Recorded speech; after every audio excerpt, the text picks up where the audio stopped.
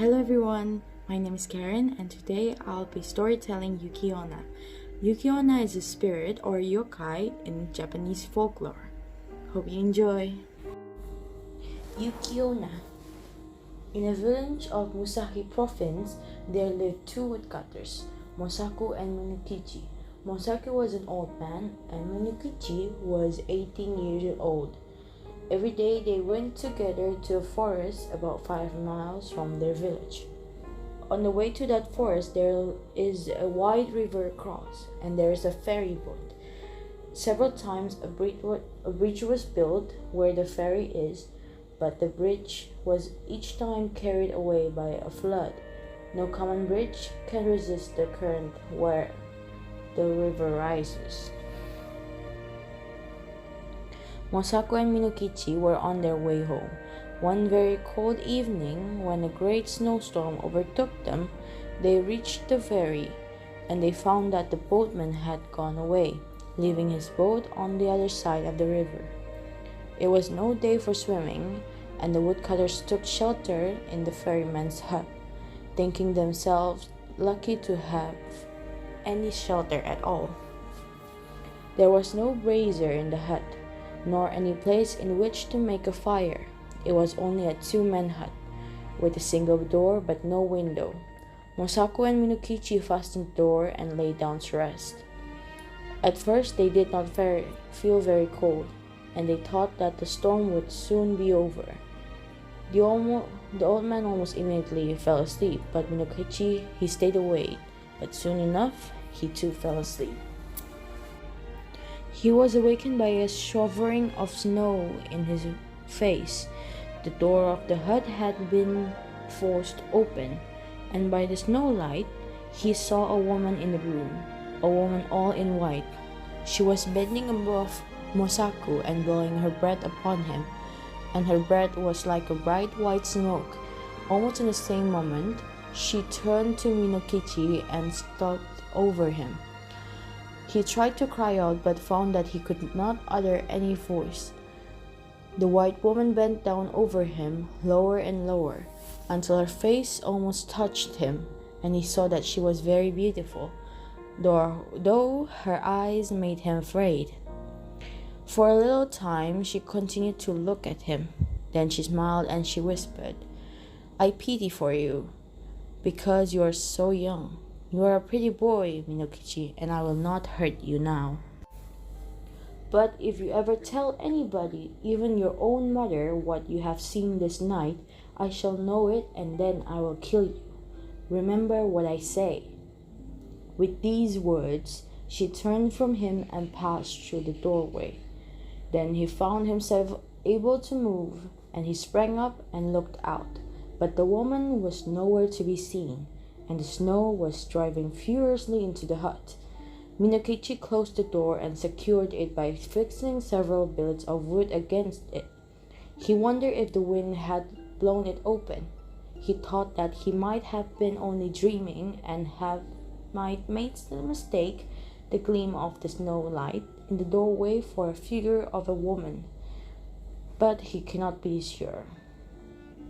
He called to Mosaku and was frightened because the old man did not answer. He put out his hand in the dark and touched Mosaku's face and found that it was ice. Mosaku was starved and dead. By dawn the storm was over, and when the ferryman returned to his station a little after sunrise, he found Minokichi lying senseless beside the frozen body of Mosaku. Minokichi was promptly cared for and soon came to himself, but he remained a long time ill from the effects of the cold of that terrible night. He had been greatly frightened also by the old man's death, but he said nothing about the vision of the woman in white. As soon as he got well again, he returned to his calling, going alone every morning to the forest and coming back at nightfall with his bundles of wood, which his mother helped him to sell. One evening, in the winter of the following year, as he was on his way home, he met a girl who happened to be traveling by the same road. She was a tall, slim girl, very good looking, and she answered Minokichi's greeting in a voice as pleasant to the ear as the voice of a songbird. Then he walked beside her and they began to talk. The girl said that her name was Oyuki, that she had lately lost both of her parents and that she was going to Yedo, where she happened to have some poor relations, who might help her to find a situation as a servant. Minokichi soon felt charmed by the strange girl, and the more that he looked at her, the prettier she appeared to be. He asked her whether she was yet betrothed, and she answered, laughingly, that she was free. Then, in her turn, she asked Minokichi whether he was married or pledged to marry. And he told her that, although he had only a widowed mother to support, the question of her honorable daughter-in-law had not yet been considered, as he was very young. After these confidences, they walked on for a long while without speaking. By the time they reached the village, they had become very much pleased with each other, and then Minokichi asked Oyuki to rest a while at his house. After some shy hesitation, she went there with him, and his mother made her welcome and prepared a warm meal for her. Oyuki behaved so nicely that Minokichi's mother took a sudden fancy to her, and persuaded her to delay her journey to Yedo. And the natural end of the matter was that Yuki never went to Yedo at all. She remained in the house as an honorable daughter-in-law. Oyuki proved a very good daughter-in-law. When Minokichi's mother came to die, some 5 years later, her last words were words of affection and praise for the wife of her son. And Oyuki bore Minokichi 10 children, boys and girls, handsome children all of them, and very fair of skin.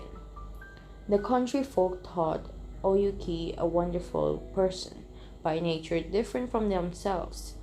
Most of the peasant women are aged early, but Oyuki, even after having become the mother of 10 children, looked as young as fresh as on the day when she had first come to the village.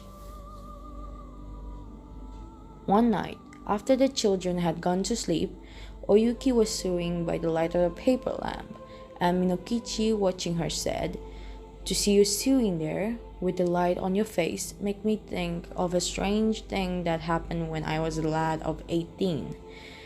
I then saw somebody as beautiful as white and as you are now. Indeed, she was very like you."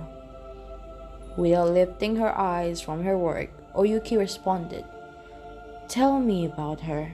Where did you see her?" Then Minokichi told her about the terrible night in the ferryman's hut, and about the white woman that had stooped above him, smiling and whispering, and about the silent death of old Mosaku. And he said, "Asleep or awake, that was the only time that I saw a being as beautiful as you. Of course, she was not a human being, and I was afraid of her, very much afraid. But she was so white, indeed, I have never been sure whether it was a dream that I saw, or the woman of the snow." Oyuki flung her down her sewing and arose and bowed above Minokichi where he sat, and shrieked into his face, "It was I! And I told you that then, that I would kill you if you ever said one word about it. But for those children asleep there, I will let you live, and now you better take very, very good of them. For if ever they have reason to complain of you, I will treat you as you deserve." Even as she screamed, her voice became thin, like the crying of a wind. Then she melted into bright white mist that speared to the roof beams and shuddered away through the smoke hole. Never again was she seen.